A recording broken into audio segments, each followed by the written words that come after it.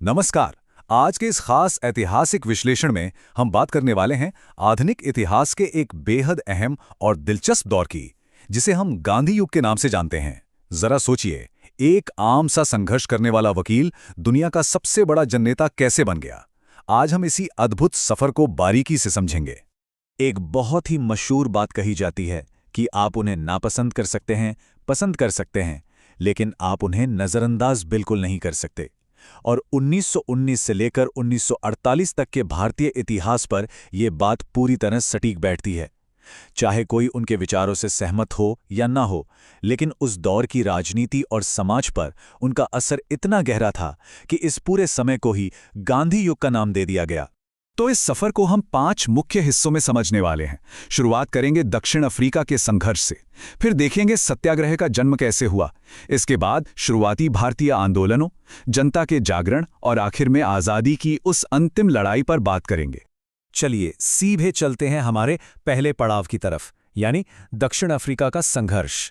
बात है साल 1893 की, जब वो एक व्यापारी के कानूनी सलाहकार बनकर दक्षिण अफ्रीका पहुंचे। तो वहां का समाज बुरी तरह से नस्लवाद में बटा हुआ था। उस समय भारत से जो मजदूर एक एग्रीमेंट साइन करके वहां काम करने जाते थे, उन्हें आम बोलचाल में गिरमिटिया कहा जाने लगा। नटाल और ट्रांसवाल जैसे प्रांतों में इन भारतीयों के साथ बहुत बुरा बर्ताव होता था और उन्हें बेहद अपमानजनक तरीके से कूली कहकर बुलाया जाता था। और यहीं पर एक ऐसी घटना हुई जिसने सब कुछ बदल कर रख दिया। डर्बन से प्रिटोरिया के सफर के दौरान उनके पास फर्स्ट क्लास का बिल्कुल वैलिड टिकट था, लेकिन फिर भी सिर्फ उनके रंग की वजह से उन्हें ट्रेन से धक्के मारकर बाहर निकाल दिया गया। इस एक घटना ने उनके अंदर फैले हुए इस अन्याय और भेदभाव के खिलाफ लड़ने की वो चिंगारी भड़काई जिसने आगे चलकर पूरी दुनिया का इतिहास बदल दिया। अब यहीं से नींव पड़ती है हमारे दूसरे पड़ाव की, सत्याग्रह का जन्म। जैसे जैसे ब्रिटिश सरकार के कानून और ज्यादा सख्त और दमनकारी होते गए, विरोध करने के तरीकों में भी बड़ा बदलाव आया। 1894 से 1906 तक का जो शुरुआती समय था, वो थोड़ा उदारवादी था। मतलब तब याचिकाओं और अपीलों के जरिए न्याय की उम्मीद की जाती थी। लेकिन 1906 में जब अनिवार्य रजिस्ट्रेशन वाला ब्लैक एक्ट लागू हुआ, तो सब बदल गया। यहीं से शुरुआत हुई पैसिव रेजिस्टेंस, यानी सत्याग्रह की। अब सिर्फ विरोध करना काफी नहीं था, लोगों को एक साथ लाना भी उतना ही जरूरी था। इसके लिए नटाल इंडियन कांग्रेस बनाई गई और इंडियन ओपिनियन नाम का अखबार शुरू किया गया। फीनिक्स सेटलमेंट और टॉलस्टॉय फार्म जैसी जगहें बसाई गईं। इन जगहों पर लोग साथ रहते थे, अपना काम खुद करते थे। इससे न सिर्फ मेहनत मजदूरी को सम्मान मिला, बल्कि लोग आगे आने वाले बड़े आंदोलनों के लिए भी एकजुट होने लगे। दक्षिण अफ्रीका में इस कामयाबी के बाद बारी आती है हमारे तीसरे हिस्से की, प्रारंभिक भारतीय आंदोलन। करीब 20 साल से ज्यादा का वक्त गुजारने के बाद 1915 में जब वो भारत लौटे, तो उन्होंने सत्याग्रह के इस तरीके को स्थानीय स्तर पर आजमाना शुरू किया। इसका पहला बड़ा उदाहरण बना 1917 का चंपारण सत्याग्रह। वहां तिनकठिया प्रणाली के नाम पर किसानों से जबरदस्ती नील की खेती करवाई जा रही थी। उनके दखल देने से किसानों को 25% मुआवजा मिला। ठीक अगले साल 1918 में गुजरात के खेड़ा में फसल बर्बाद होने के बावजूद टैक्स वसूला जा रहा था। वहां भी अहिंसक विरोध हुआ और टैक्स माफ कर दिया गया।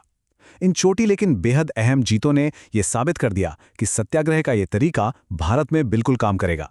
इसी दौरान 1918 में अहमदाबाद मिल हड़ताल भी हुई। मामला सूती मिल के मजदूरों और मालिकों के बीच का था। प्लेग बोनस खत्म होने के बाद मजदूर 50% वेतन बढ़ाने की मांग कर रहे थे। और पता है यहां क्या हुआ? यहीं पर पहली बार एक राजनीतिक हथियार के तौर पर उपवास यानी आमरण अनशन का इस्तेमाल किया गया। मालिकों पर नैतिक दबाव बनाने के लिए उन्होंने अनशन शुरू कर दिया। और इसका नतीजा? मजदूरों की तनख्वाह में पूरे 35% का इजाफा। इस अहिंसक तरीके और अनशन ने मिल मालिकों को झुकने पर मजबूर कर दिया। ये अपने आप में एक बहुत बड़ी और शानदार जीत थी। इन जीतों ने देश में एक नई ऊर्जा भर दी और इसी से शुरुआत होती है हमारे चौथे पड़ाव की, जन जागरण।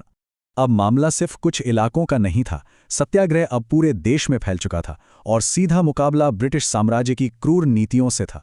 मार्च 1919 में जब रॉलेट एक्ट पास हुआ, जिसमें किसी को भी बिना मुकदमे के 2 साल तक जेल में डाला जा सकता था, तो इसके विरोध में अप्रैल में पूरे देश में एक सामूहिक सत्याग्रह हुआ। जलियांवाला बाग जैसी दर्दनाक घटनाओं के बाद अंततः सितंबर 1920 में विशाल असहयोग आंदोलन की शुरुआत हुई। हालांकि फरवरी 1922 में चौरी चौरा की हिंसक घटना के बाद इस आंदोलन को वापस ले लिया गया। लेकिन जरा सोचिए, ये असहयोग या नॉन कोऑपरेशन असल में था क्या? ये सिर्फ कोई हवाई विचार नहीं था, बल्कि एक बहुत ही व्यवस्थित रणनीति थी। आम जनता ने बिना कोई हिंसा किए ब्रिटिश सिस्टम को पूरी तरह से नकार दिया। छात्रों ने स्कूल कॉलेज जाना छोड़ दिया, वकीलों ने अदालतों का बहिष्कार किया, विदेशी कपड़ों की होलियां जलाई गईं और लोगों ने अपने सरकारी अवार्ड्स और उपाधियां तक वापस कर दी। ये वाकई एक बहुत बड़ा कदम था। और अब हम पहुंचते हैं इस सफर के सबसे अहम और आखिरी पड़ाव पर, स्वतंत्रता का अंतिम संघर्ष। ये आज़ादी की लड़ाई का वो दौर था जिसने अंग्रेजी हुकूमत की नींव को हमेशा के लिए हिलाकर रख दिया। 1930 के सविनय अवज्ञा आंदोलन यानी सिविल डिसोबीडियंस मूवमेंट में अब मांग सिर्फ छोटे मोटे सुधारों की नहीं थी, बल्कि अब बात पूर्ण स्वराज की हो रही थी। 12 मार्च को साबरमती से ऐतिहासिक दांडी यात्रा शुरू हुई और 6 अप्रैल को समुद्र के किनारे नमक बनाकर अंग्रेजों के उस क्रूर नमक कानून को तोड़ दिया गया। इस एक कदम ने मानो पूरे देश की जनता को एक धागे में पिरो दिया हो। और फिर 8 अगस्त 1942 का वो दिन आया जब एक ऐसी आवाज गूंजी जिसने इतिहास की धारा ही बदल दी। करो या मरो, ये सिर्फ एक नारा नहीं था दोस्तों, ये इस बात का साफ संकेत था कि अब सब्र टूट चुका है। ये देशवासियों के लिए एक खुला आह्वान था कि आज़ादी के लिए अपना सब कुछ दांव पर लगा देने का वक्त आ गया है। इसी पुकार से जन्म हुआ भारत छोड़ो आंदोलन या अगस्त क्रांति का। इसके जवाब में ब्रिटिश सरकार ने तुरंत ही कांग्रेस के सभी बड़े नेताओं को गिरफ्तार करके जेल में डाल दिया। लेकिन पता है सबसे खास बात क्या थी? अब जनता को किसी नेता की जरूरत नहीं थी, वो खुद ही अपनी नेता बन चुकी थी। पूरे देश में जबरदस्त विरोध प्रदर्शन हुए। हालांकि अंग्रेजों ने इसे पूरी ताकत से दबाने की कोशिश की, लेकिन इस क्रांति ने यह साफ कर दिया था कि अब भारत पर राज करना अंग्रेजों के बस की बात बिल्कुल नहीं रही।